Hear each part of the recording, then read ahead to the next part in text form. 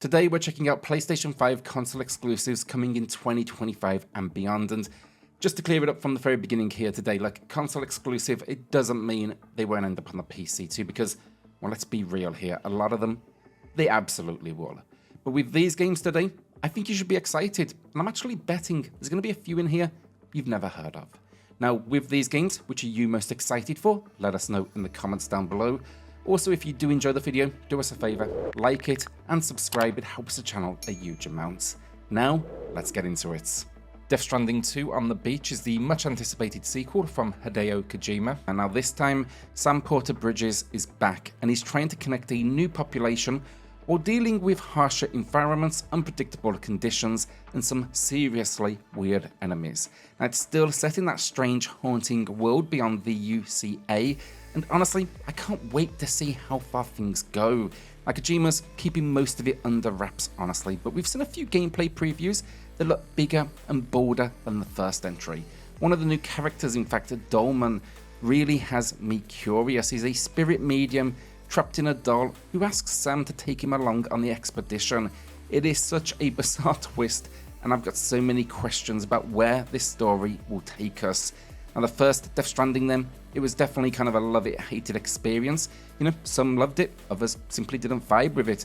For me, I was hooked right from the start. I constantly think back to that opening scene where the camera pulls back and the music swells until it takes over completely. In my opinion, that was just magic. I've also replayed the game now multiple times because of moments like that. So yeah, with Death Stranding 2, it feels like Kojima is cranking everything up to 11. I don't know where this sequel will go, honestly, but I'll be there on day one, ready to dive back into this beautiful and utterly strange world. Ballad of Antara is a free-to-play fantasy action RPG from the team behind Pascal's Wager, a solid Souls-like experience. Now, it's set in a world broken by a mysterious mist-like plague, and your job is to play as multiple characters called emissaries, rally companions, and piece together the truth behind the calamity. The twist, you'll be jumping between two parallel worlds, the normal one and a strange dimension called Para, where things get, well, apparently pretty wild. The gameplay though looks promising based on a 15-minute showcase we saw a few months back. There seems to be a mix of exploration, combat and storytelling, with some cool areas to explore and plenty of secrets to find. Also, from what I can tell, the young girl teased in that revealed trailer, she seems to be central to the story and you're helping her undo the devastation, I guess, throughout the adventure. So yeah, I think this one, it's ambitious, and being free to play makes it stand out even more. I'm curious to see how it all comes together, especially with multiplayer letting you team up with friends. So yes, I think this could be one to keep an eye on. However, the big test here will really be the monetization model. It needs to be fair. Originally planned for 2024, Baby Steps is now stumbling its way onto PS5 in 2025. It's a physics-driven adventure game that puts you in the unsteady shoes of Nate, an employed Theoson who rarely leaves his couch. Your job, help Nate discover the forgotten art of walking, literally. So yes, basically here you'll control each leg individually as he stumbles, wobbles, and hilariously trips his way across a misty mountain landscape. The game features fully simulated physics, meaning every step is a challenge, and you'll encounter hazards, animals, and even other humans as you fumble towards the top of the mountain. There's even then a dynamic soundtrack that reacts to your movements. There's actually 420 beats and sounds that kind of bring this trek to life. Now, this sound design may have given away the collaboration here, but it's actually between the mind behind Getting Over It and the team behind Ape Out. So you know it's going to test your patience, but I think it's going to be incredibly stylish at the same time. I will warn though, like, if you are prone to rage quitting, this might not be the game for you unless you like the idea of potentially launching your PS5 controller into orbit. The Midnight Walk looks like something horror fans won't want to miss, and a big part of that is the visual style, or at least for me. Everything in the game here is made with real clay, then 3D scanned and animated in a stop-motion style. It gives this whole thing an eerie kind of vibe that feels like stepping into a twisted diorama. Now, you play as the Burnt One, travelling with Potboy, a little lantern creature whose flame lights your way through a world of wonder and horror. But keeping that flame alive isn't easy. Fire-eating monsters are everywhere and they are always hungry. Now, there are going to be 5 stories to experience here, full of strange characters and also a mix of creepy and beautiful moments. Then I think most importantly for many out there, the game is fully playable on PS5, but for VR fans, it's also on VR too. It actually even features eye tracking, which I really like, so you can close your eyes to focus on sounds or use them to manipulate the world around you. It's such a good idea, and I think it just fits perfectly with the game's, overall style. Finally, this comes from the team behind Lost in Random, which was a great little Tim Burton style adventure. So yeah, I'm actually up for this one. It looks like a strange, creative horror game. Yeah, generally I can't wait to see how it plays. Where Winds Meet is shaping up to be an epic adventure set in ancient China during one of its most chaotic historical periods. Now you play as a young swordmaster, unraveling the mystery of your own identity while navigating political intrigue, power struggles and massive battles. It's got a mix of action-adventure gameplay and deep RPG progression, all wrapped in what appears to be a stunning open-world setting. Now the game's combat system sounds intriguing too. You'll customize your character and unlock all kinds of martial arts skills and weapons, so you can very much tailor it to your playstyle. What really stands out to me then as well is the world again. I thought it looked beautiful, but traveling between villages, bustling cities, dangerous canyons, all with realistic weather systems and tons of interactive elements, it just sounds very much alive. What I didn't expect though then is that you can play through the main story in co-op with up to 4 players, or even jump into PvP if you're feeling competitive. That's an angle I didn't see coming, and it makes it even more exciting. I think this one as well, I can't help but see almost Yakuza vibes. That's only a good thing, so it definitely has me curious. Lo-Fi is a PSVR 2 game that has me really intrigued. You play as the sheriff of City Block 303, a retro-futuristic cyberpunk slum where the people are either lo-fi, so humans to port a jack into the big virtual reality platform, or rusting old robots that never made it to full intelligence. What you do in this world, it's completely up to you, which is something you don't see often. The world is basically just wide open. You can patrol the skies, hand out tickets, hang out in the arcade, or even gamble at the casino. You earn credits basically how you want, and then you spend them on things like weapon upgrades or toys for your companions. It's promising to be more like a holodeck than a typical game, which sounds like a very cool approach for VR. It makes absolute sense. But what really caught my eye with this one, it's actually on the PlayStation Store. Under the genre tags, the first word they've put is unique. Don't think I've seen that before, and honestly, feels like a bold move. It's not often a game truly breaks the mold, but I'm hoping this one lives up to their confidence. So yeah, overall, definitely keeping an eye on it. Ghost of Yotei is the follow-up to Ghost of Tsushima, and honestly, that alone has me excited. Now this time, we're heading to the northern edge of Japan in 1603, playing as a new protagonist, Atsu. Now the game is set around Mount Yotei in what's now known as Hokkaido. Back then it was outside the rule of Japan, so instead of organised samurai clans, we're getting sprawling grasslands, snowy tundras, and whatever unexpected dangers lurk in this untamed region. What's even more exciting though is that this is Sucker Punch's first game built specifically for PS5.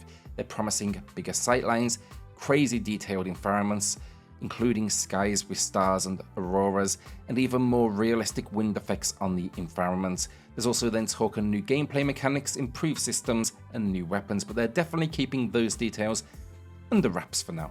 Now we don't know really much else yet, but given how amazing Ghost of Tsushima was, and the fact that this is made for PS5, I'm all in. It's going to be a day one buy. Showa American Story is the only game here today coming to both PS4 and PS5, but I had to include it because, yeah, I'm really curious about this one. We've seen some extended gameplay, and sure, it's got some jank, there's no question about it, but it's all over the top, ridiculous, and kind of wild, and honestly, I like that. It's giving me major No More Heroes vibes, which is always a win in my book. Now, the game itself is set in a post-apocalyptic world where Japanese and American cultures have merged after Japan basically bought out most of the US. Now, you play as Choco, a teenage girl revived from the dead, traveling across this weird zombie-filled version of the 80s to figure out what happened to her and the world.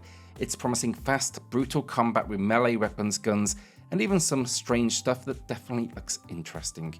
You can then also upgrade your RV, which doubles as your home base, find collectibles, and dive into nostalgic 80s minigames. So again, with this one, look, I'm expecting some serious jank, but if they lean into it in the right way, that could actually make it more fun, because sometimes a bit of charm and chaos is all you need to have a good time. Now let's shift our attention to those games without a release date and likely falling beyond 2025, and first up is Marvel's Wolverine, which comes from Insomniac Games, the team behind Spider-Man, and does it really need an introduction? I'm expecting brutal action, some serious storytelling chops, and yeah, all we've had so far is basically a teaser trailer that didn't show us all that much. The good news though, they've confirmed full production is now underway, so I'm really hoping we get to see something soon. Sword of the Sea is next, and this is from the creators of Journey and Absu, and as a massive fan of both games, I don't just expect a masterpiece here, I expect art. So yeah, my expectations are high, but this one, it looks to me like it's going to deliver. Now the game, it's basically an atmospheric adventure where you surf across surreal landscapes on a hoversword. So imagine skateboarding or snowboarding, but in a world of flowing sand, magma and ice. The movement though, it looks incredible. You build momentum, you pull off massive jumps, and you carve through skate park-like ruins. It feels like the kind of game where just getting around will be a blast. Visually then as well, I think it's stunning. The terrain shifts in real time as you explore, and you'll uncover the remnants of an ancient culture in tombs, shipwrecks, battlefields. As you progress then, you'll bring the world back to life, revealing a lost ocean full of creatures and fish. The music then by Journey composer Austin Wintory is promising to be dynamic and change with your gameplay. I can't wait to hear that. His soundtracks are just phenomenal. And then the story, it's told through light, colour and sparse dialogue, keeping that mysterious, emotional vibe that the team is known for. So yeah, honestly, everything about this one to me screams next level art, and if you love Journey or Absu, it's one that should be on your radar. Phantom Blade Zero is set in the Phantom world, a shared universe with other games by S-Game. Now I don't know any of those personally, but this is looking like a fast, stylish action game. Now you play as Soul, an elite assassin for the Order, who gets framed for the murder of its leader. After a brutal manhunt leaves him nearly dead, a mystic healer steps in and saves him with a magic cure, but it only lasts for 66 days. So now Soul has to clear his name and figure out who set him up before his time runs out. Now, the combat in the trailer is what really grabbed my attention. It seems to be all about fast-paced combos with a 2-button system that looks slick and super satisfying. Now, Games Radar did note it's not a Souls-like, which was my first impression. Instead, it's a blazing fast combo-heavy experience where you can basically defeat enemies and bosses in seconds if you're good enough. But yeah, overall, I think that sounds like a lot of fun. Visually as well, it's looking stunning, and from the gameplay I've seen, definitely loving that style. It's also actually as well worth noting, it's kind of part of a wave of huge AAA games coming out of China right now following Black Myth Wukong, so it's definitely some buzz behind it, and I'm definitely curious to see how it turns out. Fair Games is a competitive heist game with a Robin Hood twist, and honestly, it sounds like it could be fun if it delivers. You play as part of an underground movement robbing the ultra-rich to rebalance the scales, all while competing against other players. It's a third-person multiplayer game with an emergent sandbox style, which the devs say reward creativity during these heists. Now, of course, it's giving me Payday vibes, but it seems to be aiming for its own spin on the genre. That said though, look, we don't know much yet, and I'm still trying to figure out if it's going to be free to play. If it's not, I imagine they might be a little nervous after the recent drama with Concord. But yeah, I guess a positive here, they sound confident about what they're building, so hopefully that's a good sign at least. But for now, it's definitely that kind of wait-and-see situation. The Knights of the Old Republic remake is a modern take on one of the most beloved RPGs of all time, and if they get it right, this could be massive for Star Wars fans. But here's the thing, we know almost nothing about it right now, and honestly the game's had a pretty rough time in the public eye so far. There were rumours it was cancelled, for example, and it wasn't. But who knows what the hell is going on behind the scenes. What I do know is, it was originally in the hands of Aspyr. They've done a lot of ports over the years, but let's be honest, they're hit and miss with low effort and plenty of flaws. Now it's with Saber Interactive, and that gives me way more confidence. Saber's got a solid track record, so hopefully they can do this remake justice. For now, basically, however, it's a waiting game, but I'd say I'm cautiously optimistic. Intergalactic: The Heretic Prophet is our final game of the video, and it's a sci-fi action RPG with some serious potential. Now the story stars Jordan A. Munn, a dangerous bounty hunter who gets stranded on Semperia, a mysterious planet that's been cut off from the universe for over 600 years. Basically, anyone who's tried to unravel its secrets has disappeared, so Jordan's definitely got her work cut out. Beyond that though, details, they're pretty scarce for now. Now the trailer, I will admit, caused a bit of controversy and there were quite a few dislikes on it, but honestly I'm not sure what the issue is. The character design gives me alien vibes, which I love, and the world looks just incredibly interesting. That said though, it was also a cinematic trailer, so it's way too early to judge the actual quality. For me, I need to see more gameplay before making any sort of calls. What does have me excited, however, is it's Naughty Dog. They've got a history of creating incredibly layered characters, and I fully expect that here. I'm also definitely curious to see what they do with Jordan and this universe. So overall, it's Naughty Dog, so yeah, let's face it, it's probably going to be a day one buy. So those are the PS5 exclusives coming in 2025 and beyond. You know, some big names, some hidden gems, hopefully a few surprises you didn't know about. So which of these are you most excited for, or did I maybe miss one you're hyped about? Let me know in the comments, I'd love to hear your opinions. And if you did enjoy the video, don't forget to like and subscribe, that really helps out the channel a huge amount. And yeah, thanks for watching, see you all in the next one. Cheers all.